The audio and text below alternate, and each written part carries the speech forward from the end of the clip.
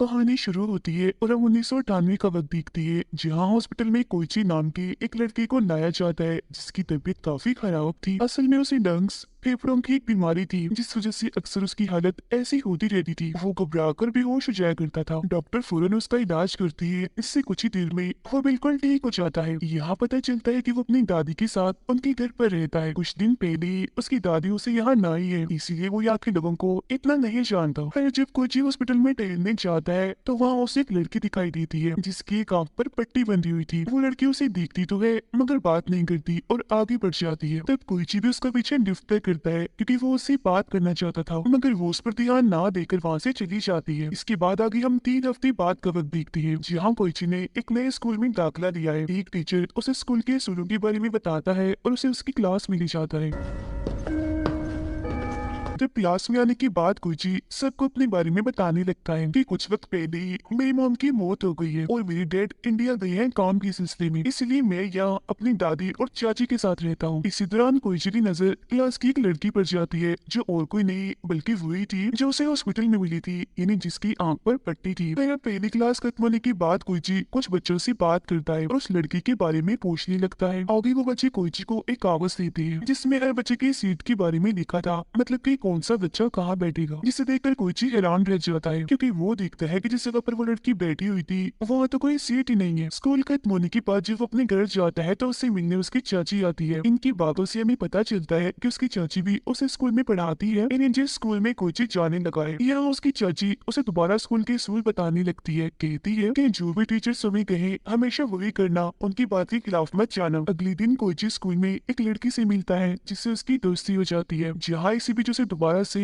School की छत पर हॉस्पिटल वाली लड़की दिखने लगती है। इस बारे में वो अपने दोस्त को भी बताता है जिस पर वो कहती है कि मुझे तो वहाँ कोई नहीं दिख रहा, वहाँ कोई है ही नहीं। अब उसे इस बात से हैरानी तो होती है, इसीलिए वो खुद पता लगवाने के लिए छत की तरफ जाने लगता है। वहाँ आकर उसे पता चलता है कि इस लड़की का नाम मे है। वो लड़की यानी मे अब कोई चीज से बात करती है। कहती है कि स्कूल में जो कर्स यानी जो श्राप है वो शुरू होने वाला है। मगर अब इससे पहले कि कोची उसे कोई और बात करता, अचानक से उसके सीने में दर्द होने लगता है।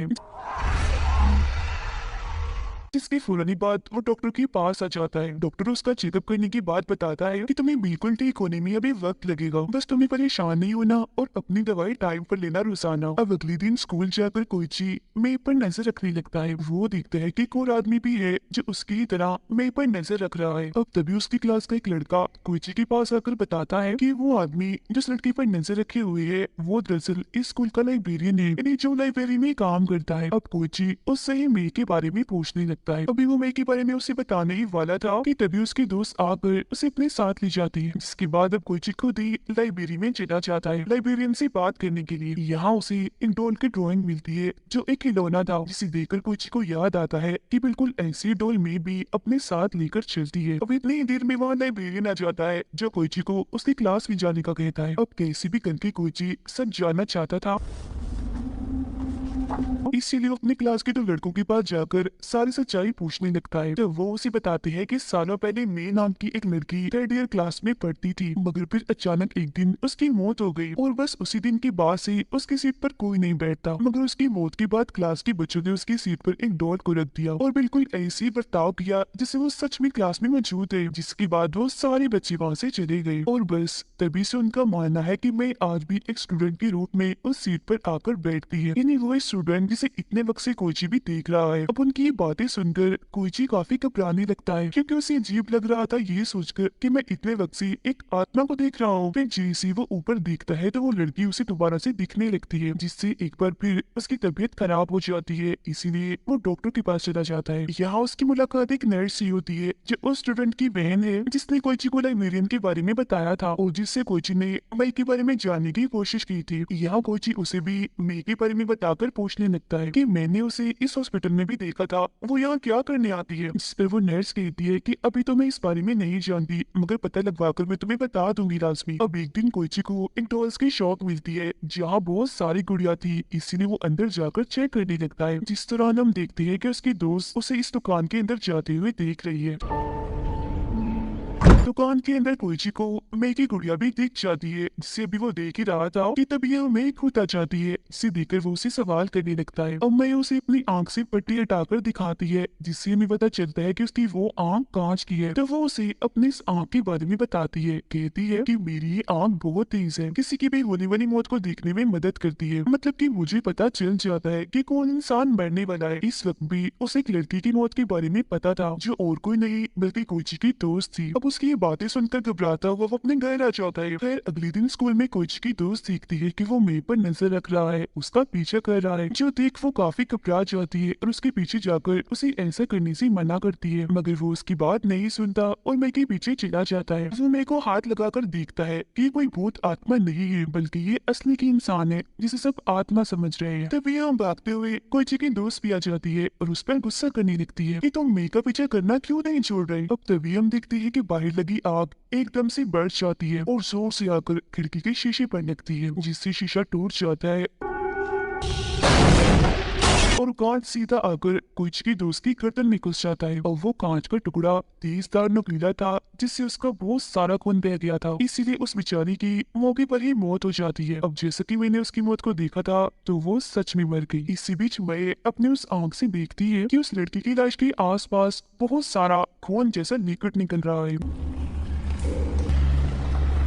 जिसका मतलब था कि उसे ऐसे ही पता चलता है कि कोई इंसान मरने वाला है। अब ये लिक्विड उसने देख लिया था, तो इसका मतलब आगे भी किसी इंसान की मौत होने वाली है। फिर तभी और भी बहुत सारे बच्चे आ जाते हैं और उस लड़की की मौत पर काफी दुखी हो जाती है, मगर वो उसकी मौत का जिम्मेदार कोइची को ही समझ रही थी, क्योंकि उसने ही स्कूल के असूल तोड़े थे, जिस वजह से मौतें होना शुरू हो गई है, यानी कि कर्ज वापिस आ गया है। मगर वो अभी भी कुछ नहीं समझ पाता। फिर शाम को जब वो हॉस्पिटल में जाता है, तो नर्स उसे बताती है कि मैं यहाँ कुछ दवाइयाँ लेने आती रहती है। फिर अब अगले दिन कोइची अपनी क्लास के उसी लड़के इन्हीं नर्स के भाई से कर्ज इन्हीं शराब के बारे में पूछने लगता है, क्योंकि मैंने भी उसे किसी कर्ज के बारे में ही कहा था, मगर वो उसे कुछ भी नहीं बताता और नजरअंदाज करके उससे दूर जाने लगता है। साथ ही वो कोइची को ये भी कहता है कि मेरी बहन यानी उस नर्स से भी तुम दूर ही रहो। अब यहाँ हमें पता चलता है कि मैं कोई भूत या आत्मा नहीं है, बल्कि ये सच में एक लड़की एक स्टूडेंट है जो इसी स्कूल में पढ़ती है। मगर सारे बच्चे और टीचर्स उसे नजरअंदाज करती है और ऐसे समझती है जैसे वो यहाँ है ही नहीं, मतलब कि देख कर भी अनदेखा कर देना। मगर इसके पीछे वजह क्या थी, इसके बारे में कोई नहीं जानता था, पर वो इस बारे में कैसे भी करके पता करना चाहता था, इसीलिए वो हॉस्पिटल जाकर नर्स के पास जाने लगता है। मगर तभी उसे याद आता है कि नर्स के भाई ने मुझे इसे दूर रहने का कहा है, इसीलिए वो उसके पास नहीं जाता। अब नर्स को हम देखते हैं जो अकेली लिफ्ट से जा रही थी, मगर तभी अचानक कहीं से एक कांच सीधा आकर उसके सर में घुस जाता है, जिससे वो भी वही मारी जाती है। कोई चीज जल्दी से उसके पास जाता है और अपनी आंखों के सामने एक के बाद दूसरे में देखकर काफी हैरान भी रह जाता है और डर भी गया था। अगले दिन जब नर्स को दफनाया जा रहा था, तो हम देखते हैं कि नर्स का भाई कोई चीज से बात नहीं करता, वो बस उसे गोरे ही जा रहा था, क्योंकि वो उसे अपनी बहन की मौत का जिम्मेदार समझ रहा था। इसके अलावा जब वो क्लास में जाता है, तो वहाँ भी कोई उससे बात नहीं करता, उसे सब देखकर भी नजरअंदाज कर देती है। 今朝なんかあったっけ山田。 ऐसा दरअसल वो लोग इसीलिए कर रहे थे क्योंकि उनका मानना था कि अगर वो मी के साथ साथ कोइची को भी नजरअंदाज करेंगी, तो शायद मौतें होना फिर से बंद हो जाएंगी। फिर जब वो क्लास की सीटों वाली लिस्ट देखता है, तो ये देखकर काफी हैरान रह जाता है कि उसकी और मी की सीट को कैंसिल कर दिया गया है, क्योंकि उस पर क्रॉस लगाया हुआ था, जिसका मतलब था कि अगर वो क्लास में आए और ना आए बराबर ही है। फिर अब स्कूल खत्म होने के बाद वो मी के पास जाता है और उससे पूछता है कि आखिर ये सब क्या हो रहा है, ये स्कूल में अजीब क्या चल रहा है, जिस पर वो उसे बताती है कि हर साल जब भी बच्चों का इस स्कूल में एडमिशन यानी दाखिला होता है, तो एक बच्चे को नजरअंदाज करने के लिए वोटिंग की जाती है। मतलब कि जिस बच्चे का भी नाम आएगा उसे पूरे साल नजरअंदाज किया जाएगा, जैसे वो स्कूल में है ही नहीं। ऐसा इसलिए किया जाता है क्योंकि सबका मानना था कि अगर वो ऐसे नहीं करेंगी, तो स्कूल में पैरानॉर्मल यानी अजीबोगरीब चीजें होने लगेगी, जिससे एक के बाद एक स्टूडेंट मारे जाएंगे। ये एक किस्म का कर्ज है।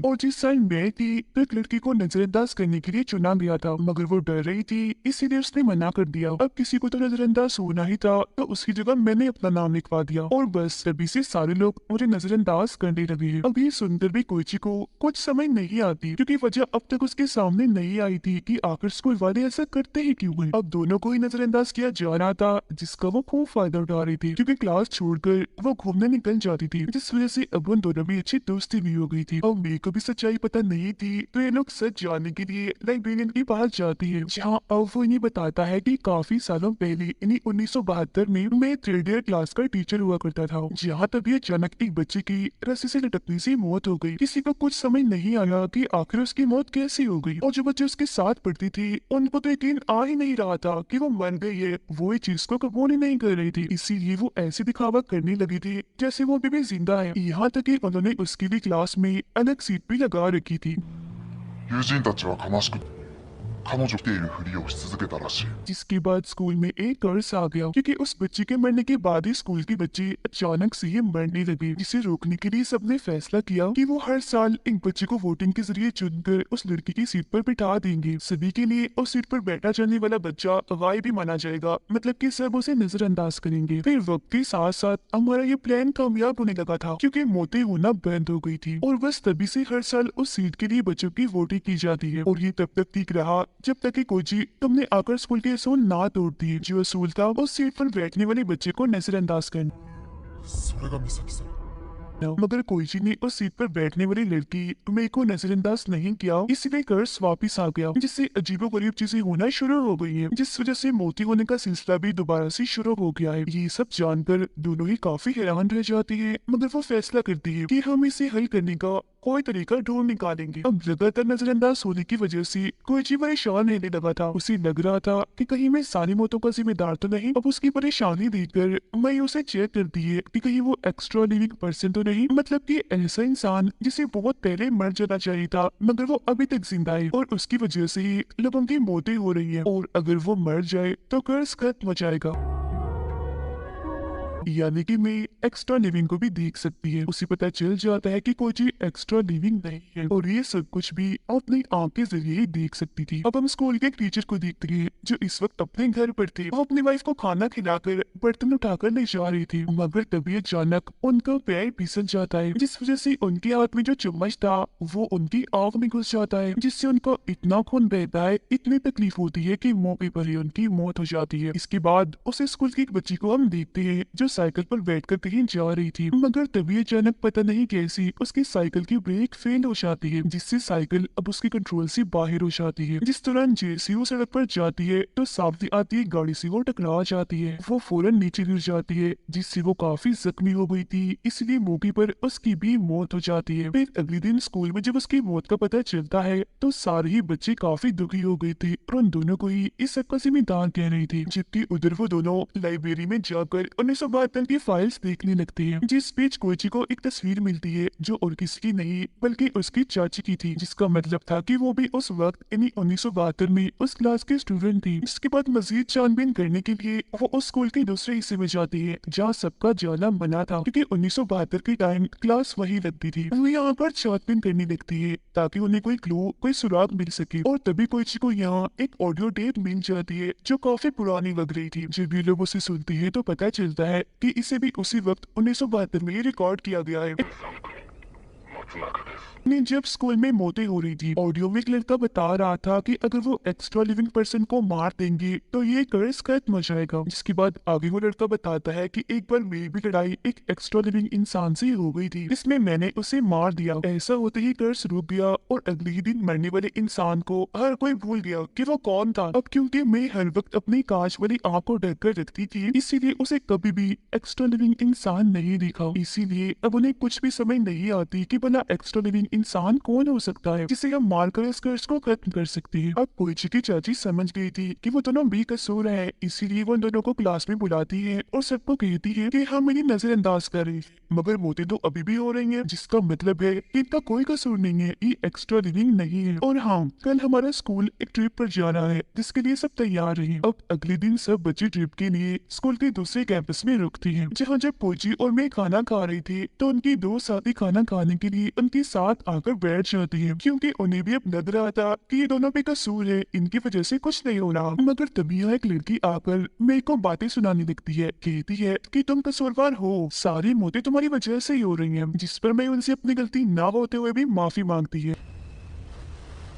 इसी बीच हम नर्स के भाई को देखते हैं जिससे उन दोनों पर अभी भी शक था, जिस वजह से वो चुपचाप कोइची का बैग चेक करने चला जाता है, जिसमें उसे वही ऑडियो टेप मिल जाती है। वो उस टेप को खुद भी सुनता है और अपने कुछ दोस्तों को भी सुना देता है, जिसके बाद वो प्लान बनाते हैं कि हम कोइची और मेई को मार देंगे, क्योंकि हो ना हो वो एक गुनाहगार है, मतलब कि वो एक एक्स्ट्रा लिविंग पर्सन है। जहाँ इसी बीच दिखाया जाता है कि कैंपस में अजीबोगरीब चीजें होना शुरू हो गई है। मैं भी अपने आंख पर से पट्टी हटाकर घूम रही थी ताकि वो देख सके कि कौन एक्स्ट्रा लिविंग है। जी हाँ, तभी उसके पास कोइची की चाची आ जाती है, जिसे मैं बड़े गौर से देखने लगती है, क्योंकि उसे पता लग गया था कि एक्स्ट्रा लिविंग और कोई नहीं बल्कि यही है, यानी कोइची की चाची। वो इस बारे में कोइची को बताने ही वाली थी कि तभी इधर एक लड़का आकर बताता है कि अभी अभी एक लड़की की मौत हो गई है, जो सुनकर वो फौरन ही उसके साथ जाने लगती है। अब कोइची की सीने में दोबारा से दर्द होने लगता है, इसीलिए उसे भागा नहीं जाता, जिस बीच तभी उसे कोई एक कमरे से बुलाने लगता है, इसीलिए वो उस कमरे की तरफ ही जाने लगता है चेक करने के लिए कि आखिर वहाँ कौन है। उधर मैं और वो लड़का जब जा रही थी तो उन्हें रास्ते में वही लड़की मिलती है जिसने पहले भी मैं से बदतमीजी की थी। वो एक चीज से जैसी मैं पर हमला करने लगती है तो उसके साथ वाला लड़का आगे आकर उसे रोक देता है, जिसके बाद वो उसके पीछे पड़ जाती है। तब वो लड़का अपनी जान बचाने के लिए खिड़की से कूद पड़ता है, मगर बदकिस्मती से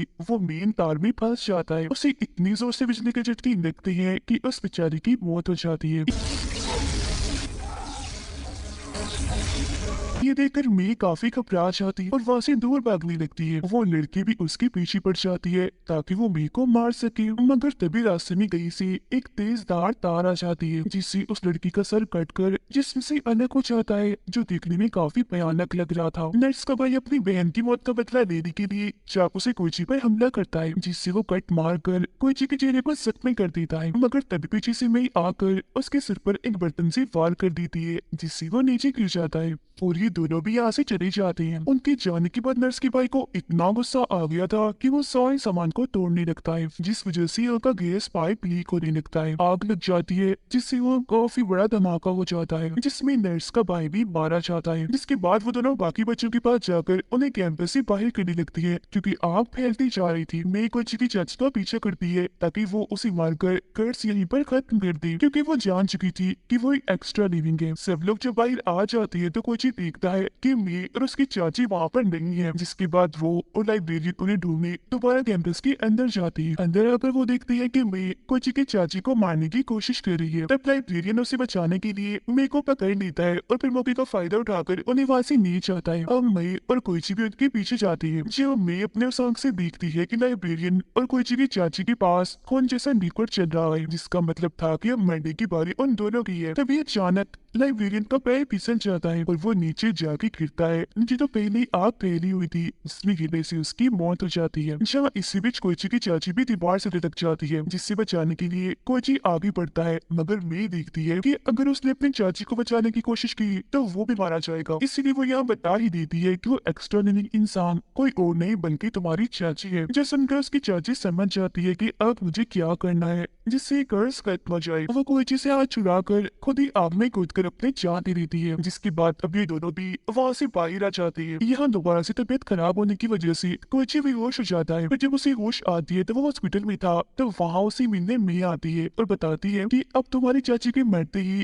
कर्ज खत्म हो गया है और सब उनको भूल गई है, बिल्कुल वैसे ही जैसे 1972 के टाइम में हुआ था, क्योंकि पुरानी टेप तो जल गई थी, इसीलिए वो आगे के बच्चों के लिए नए टेप में एक रिकॉर्डिंग करती है। इसमें वो बताते हैं कि अगर कर्ज दोबारा से शुरू हो जाए तो क्या करना है। इसके बाद कोइची अपनी दादी के साथ अपने डैड के पास जाने के लिए तैयारियां कर रहा होता है। जाते जाते वो मेरे को अलविदा कहने भी आता है। इसके बाद हम आखिर में 2012 का वक्त देखते हैं, जहाँ स्कूल में एक लड़की को कोइची और मेरे की रिकॉर्ड की हुई टेप मिल जाती है। साथ ही हम देखते हैं कि उनकी क्लास का टीचर और कोई नहीं बल्कि लाइब्रेरियन था, जो कि 14 साल पहले आग में गिरा तो था मगर वो बच गया था, जिसका मतलब था कि ये कर्ज फिर से शुरू हो गया है, क्योंकि उसे मर जाना चाहिए था मगर वो नहीं मरा, अभी भी जिंदा है। इसका मतलब था कि अगला एक्स्ट्रा लिविंग पर्सन ही लाइब्रेरियन है, मगर इसके बारे में पता कैसे चलेगा, क्योंकि वो तो बस मैं ही देख सकती थी। इसका मतलब था कि अब दोबारा से मौतें होना शुरू हो जाएंगी और इसी के साथ ही कहानी इधर ही खत्म हो जाती।